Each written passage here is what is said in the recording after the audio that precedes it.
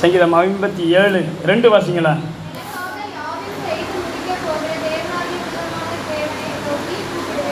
எனக்காக யாவையும் செய்து முடிக்கப் போகிற தேவனாகிய உன்னதமான தேவனை நோக்கி அல்லேலூயா அல்லேலூயா. சங்கீதக்காரன் சொல்லுகிறான், எனக்காக, நீங்கள் சொல்லலாம், நமக்காக, எனக்காக யாவையும் செய்து முடிக்கப் போகிற தேவன். அல்லேலூயா. ஆனால் அவன் எங்கே தெரியுமா இருக்கானா? சங்கீதம் 57 4 வாசிங்களா? என் ஆத்துமா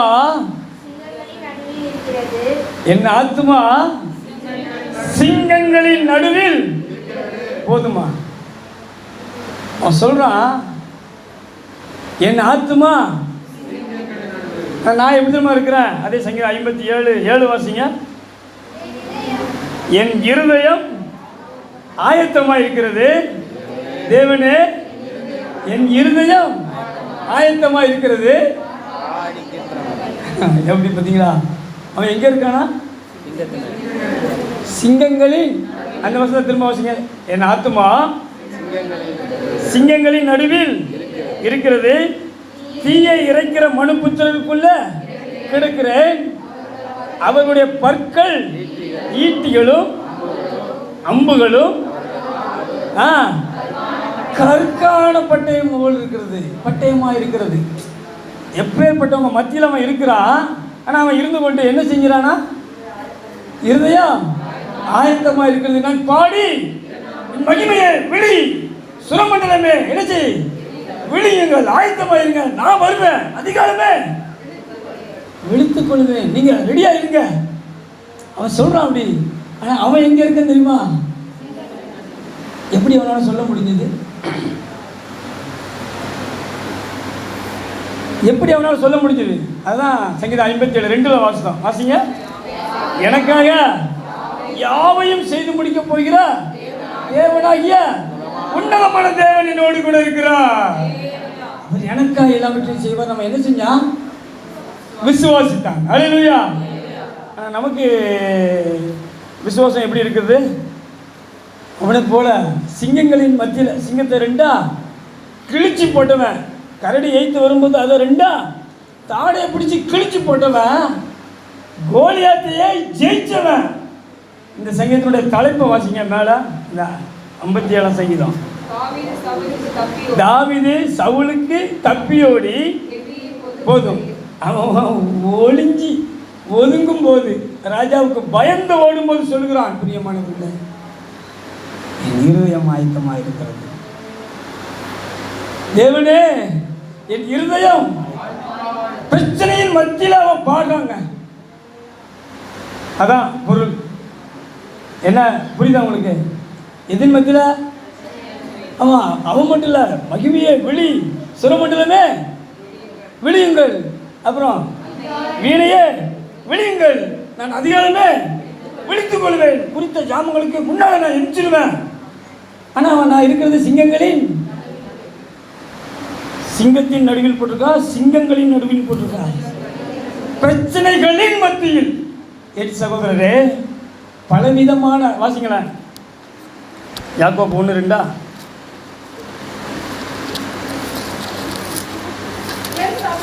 என் சகோதரரே, அப்ப சொல்றாரு, சோதனை எப்படி வருமா? பல விதங்களில் வருமா. ஒன்று போயிடுச்சு, எப்பா ஸ்கூல் ஃபீஸை கட்டி முடிச்சாச்சு, அது கூட நமக்கு இப்போ சோதனையான காலம் தான்.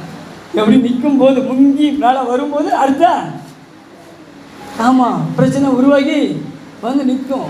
என் சகோதரரே, நீங்கள் பல விதமான சோதனைகளில் அகப்படும் பொழுது விசுவாசத்துக்கு வந்த ஒரு பரீட்சை இது, பிரியமானவர்களே. நான் ஒன்று சொல்லட்டா? சங்கீதம் 23 வாசிங்களா? நான் மரண இருளின் பள்ளத்தாக்கில் நடந்தாலும் பொல்லாப்புக்கு பயப்படேன், தேவரீ என்னோடு கூட விசுவாசிக்கணும். பிரியமானவர்களே, நம்ம எல்லாருக்கும் எப்படி தெரியுமா இருக்கு? உங்களுக்கு புரியுற மாதிரி சொல்றேன். யோசேப்பு எங்க இருந்தா? சிறைச்சாலையில் இருந்தா. வாசிங்களா? ஆதியாகமம் 39, 21, 22, 23.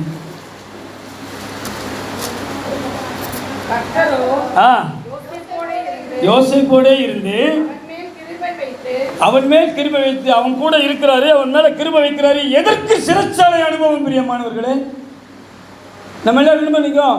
சிறைச்சாலைக்கு போகாம என்ன காப்பாத்திருக்கலாமே? சிறைச்சாலைக்கு போகாம, புரியலையா?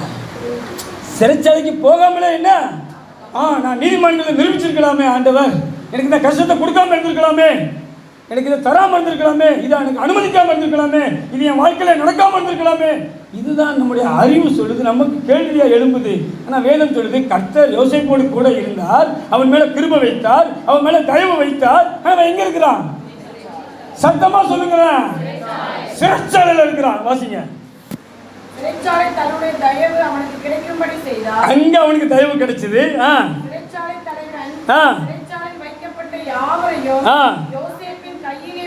இப்ப சிறைச்சாலை தலைவன் யாரு? இல்ல இரண்டாவது சிறைச்சாலை தலைவன் யாரு? அப்ப அவங்க ராஜாவா இல்லையா? சிறைச்சாலைக்குள்ள கூட அவன் எப்படி இருந்தான்? ராஜாவா இருந்தான். பிரியமானவர்களே, தேவன் அனுமதிக்கிறார், ஏன் நம்ம கேட்க கூடாது? ஆனா அங்க அவங்களை எப்படி வச்சிருக்கிறாரு? சத்தமா சொல்லுங்களா, ராஜாவா வைத்திருக்கிறார். பிரியமானவர்களே, சிங்க கெபிக்குள்ள யாரை தூக்கி போட்டாங்க? தானியேலை தூக்கி போட்டாங்க. எல்லாரும் எதிர்பார்த்தாங்க, தானியேலை கொஞ்ச நேரத்தில் என்ன செஞ்சிருவான்? அடிச்சு தும்சம் பண்ணிடுன்னு. ஆனா சிங்க கெபில சிங்கம் போல இருந்தால். பிரியமானவர்களே, சொல்லுங்க ஒரு அல்லேலூயா. நம்ம என்ன நினைக்கணும்? போகாம தடுத்திருந்தா என்ன?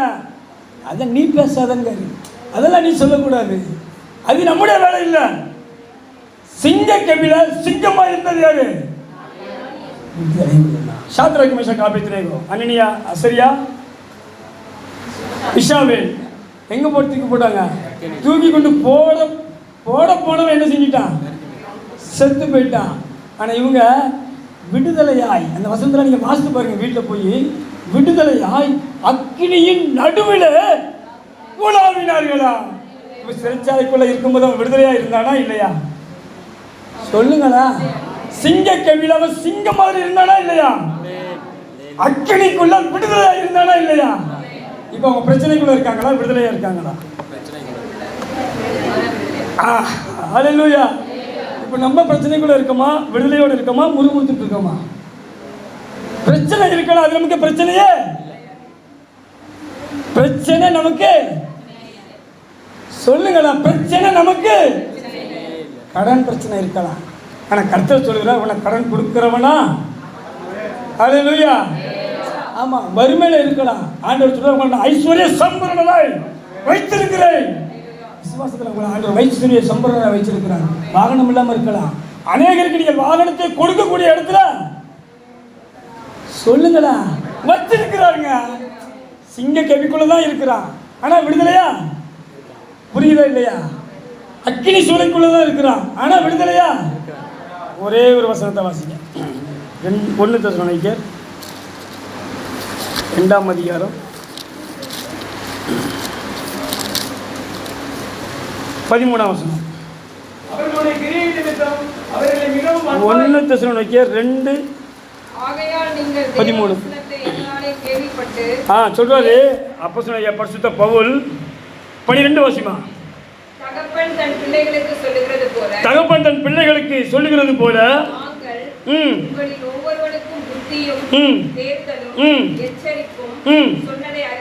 ஆண்டவர் நம்மோடு பேசுகிறார், பரிசுத்த ஆவியானவர் நம்மோடு இடைப்படுகிறார். எப்படி செய்யும்? தகப்பன் தன் பிள்ளைக்கு அவ எக்ஸ்பிளைன் சொல்றாரு, உதாரணத்தை சொல்றாரு, காரணத்தை சொல்றாரு, அதை விளக்கி நம்மோடு பேசுகிறார்.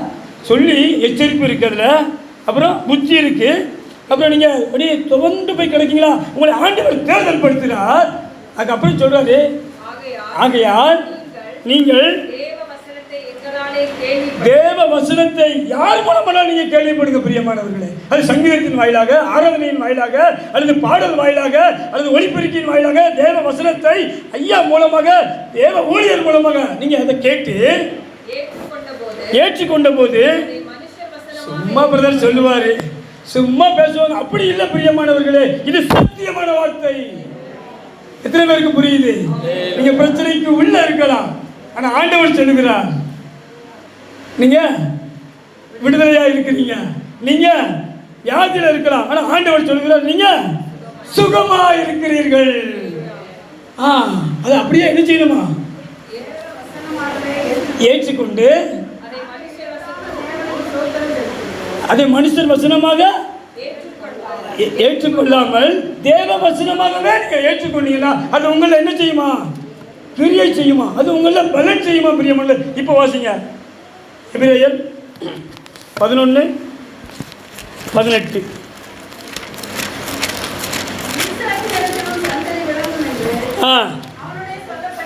ஆமா, ஆபிரகாம்கிட்ட முன்னாலே சொல்லிட்டாரு, குழந்தை கொடுக்க முன்னாலே சொல்லிட்டாரு, ஈசாக்கின் இடத்துல அவனுக்கு ஒரு சந்ததி விளங்கும் என்று சொல்லிட்டாரு.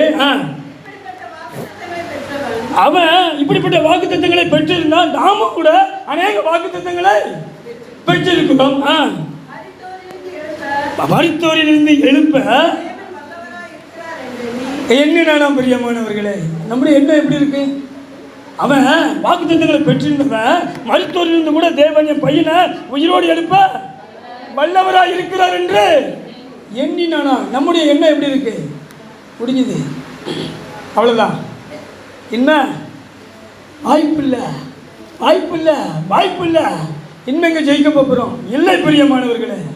வேதம் அப்படி ஒருபோதும் சொல்லாது. அவனாலே ஆகாத காரியம், ஆனால் பாடுவோம். என்னால் செய்யக்கூடிய அதிசயமான காரியம் ஒன்றுமே இல்லைன்னு ஜெபிப்போம்.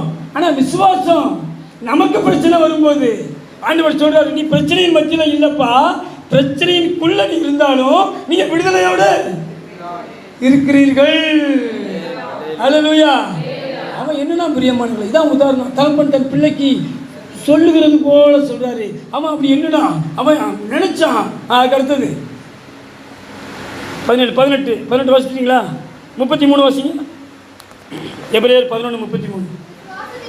விசுவாசத்தினாலே அவர்கள் ராஜ்யங்களை ஜெயித்தார்கள். போதும், விசுவாசத்தினால நீங்க இந்த உலகத்தை ஜெயிக்க முடியும் பிரியமானவர்களே. பிசாசை ஜெயிக்க முடியும் பிரியமானவர்களே. எல்லாவற்றையும் சுதந்திரத்துக் கொள்ள முடியும் பிரியமானவர்களே. அதை செய்வதற்கு நம்ம இடத்துல தேவன் எதிர்பார்க்கிற ஒரு காரியம், தேவ வசனத்துக்கு கீழ்ப்படியணும். கீழ்ப்படியும் பொழுது, என்னுடைய சத்தத்துக்கு கீழ்ப்படியும் பொழுது, என்னுடைய வார்த்தையை அப்படியே விசுவாசத்தை நம்ம வாழும் பொழுது, நான் பிரச்சனைக்குள்ளே இருந்தால் கூட உலகமெல்லாம் சொல்லும், என்னை சுற்றி இருக்கிறவங்க சொல்லுவாங்க, அவன் இன்னும் மீளவே இல்லை, இன்னும் அப்படியே தான் இருக்கிறான், அவன் குடும்பம் ரட்சிக்கப்படலை, அவன் ஒன்றுமே இல்லை, கனி இல்லை, எது இல்லை, எப்படி வேணால் சொல்லிட்டு இந்த உலகம். நான் விசுவாசிப்பேன். எனக்கு வாக்குத்தத்தங்களை கொடுத்தவர் மரித்தோரிலிருந்து, இந்த பிரச்சனையிலிருந்து என்னை தூக்க, என்னை விடுதலை செய்ய வல்லவராய் இருக்கிறார் என்று எண்ணி அவரை ஸ்தோத்திரிப்பேன். சொல்லுங்களா? ஹல்லேலூயா. அந்த விசுவாசத்தோடு தேவனை பின்பற்றுவோம். தேவன் நம்முடைய எல்லாவற்றையும் மாற்றி நமக்கு நன்மையை தருவார். தேவன் கொடுத்த சங்கீதத்துக்காக தேவனை ஸ்தோத்திரிக்கலாம்.